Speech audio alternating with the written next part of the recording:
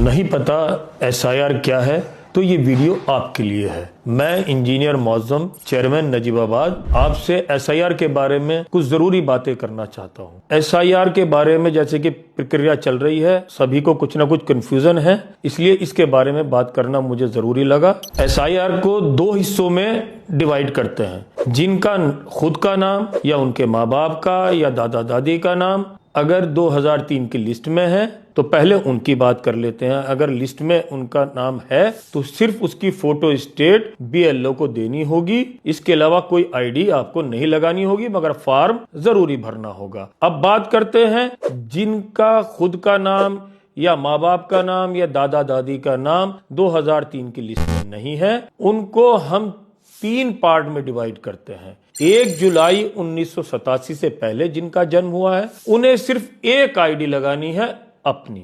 जिनका जन्म 2004 2 दिसंबर से पहले और 1 जुलाई 1987 के बाद यानी इस बीच हुआ है तो उनको 2 आईडी लगानी है, एक खुद की और एक माँ या बाप में से किसी एक की।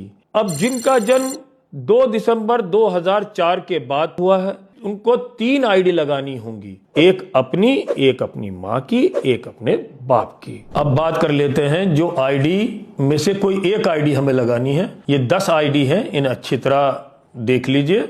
जन्म प्रमाण पत्र, पासपोर्ट, जाति प्रमाण पत्र, मूल निवास प्रमाण पत्र, 10वीं की मार्कशीट या किसी भी क्लास की मार्कशीट, सरकार द्वारा दी गई जमीन या मकान का आवंटन पत्र, बैंक, डाकघर या एलआईसी वगैरह में जो एफडी कराई है उनका पेपर, सरकारी नौकरी का पहचान पत्र या पेंशन लेटर, परिवार रजिस्टर की नकल और 10वां वन अधिकारी द्वारा प्रमाण पत्र। इन 10 आईडी में से कोई एक आईडी लगानी है, सभी आईडी नहीं लगानी है। इसके अलावा कोई भी बीएलओ अगर आपको परेशान करता है, मोहल्ले में आकर नहीं बैठ रहा है या घर पर नहीं आ रहा है तो आप मुझे इन्फॉर्म करें, मेरे डायरेक्ट नंबर पर मुझे कॉल करें, मैं उसका हल तुरंत करवाऊंगा। और इसके अलावा हमने नगर पालिका के अंदर कमरा नंबर 14 के अंदर हेल्प डेस्क बनाई है। किसी को भी कोई सवाल पूछना है तो नगर पालिका पहुंच जाए या डायरेक्ट मुझे कॉल कर दे, मैं उसको प्रॉपर उसका हल करवा दूंगा। शुक्रिया बहुत बहुत।